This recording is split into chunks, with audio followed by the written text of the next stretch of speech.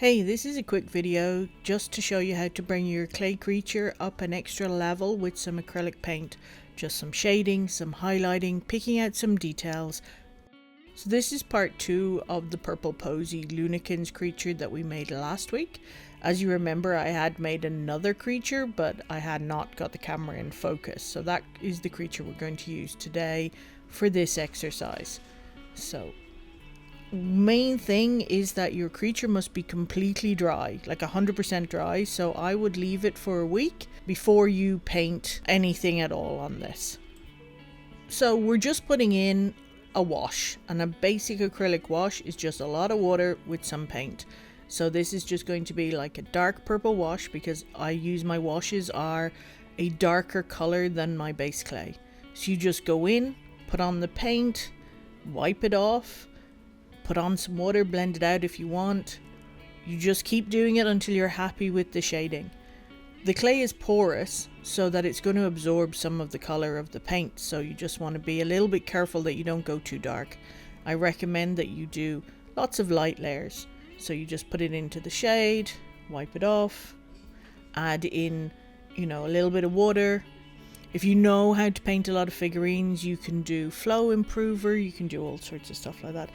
You can do with any sort of paint. I happen to like big bottles of acrylic paint because of the fact that, you can use figurine paint like your Valleos and your 40Ks and all those sort of paints, but I always feel bad buying a small pot of paint and then putting it on a giant creature because I just feel like I'm wasting lots of paint on it. So I just use the big tubs of paint, but you can use watercolor and gouache and pastels, any sort of paints you want. It doesn't have to be expensive paint. I don't recommend oils just because they take a very, very long time to dry, equal for like if you did them on canvas or paper. So I like acrylic because they dry fast, they're easy to get hold of. So you just go in, as you can see, put it on, wipe it off, put it on, wipe it off until you're happy with how it looks. Add some water in there if you think it's too heavy, wipe it off. Go into the crevices, into the deep parts, add in all the shadows that you need, that you want to do, so that you can bring out the details, bring out all the different levels. You can use different colors, darken your shades, lighten your shades. At the moment, you're just trying to do everywhere that there would be a shadow. That's what you want to add. So here's the painted version and the unpainted version. So you can see the difference, adding the shadows in, the difference in the detail.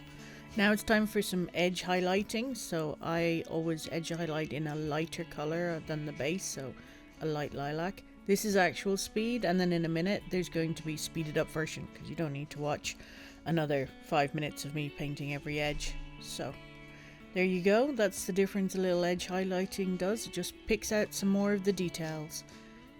So the next bit is to pick out some details with some metallics.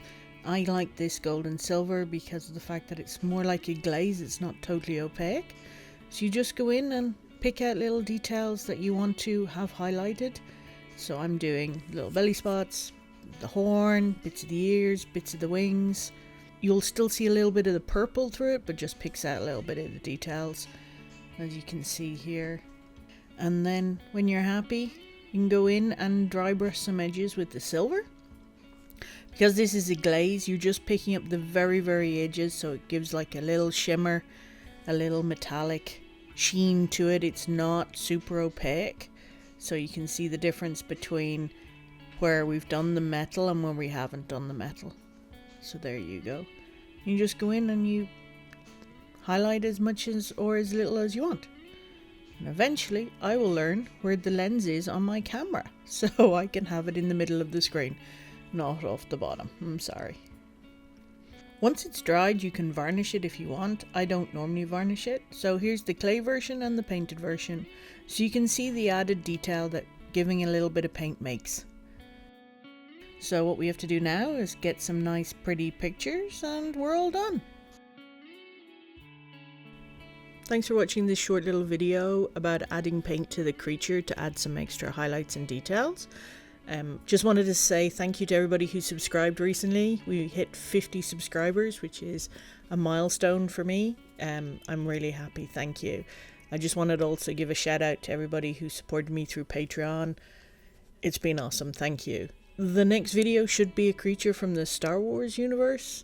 And yeah, sorry for the voiceover. It's the first voiceover I've done, and I'm not sure if I like it better or worse. Editing is still becoming a thing that scares me, so we'll see. Have an awesome week. Talk to you soon. Bye.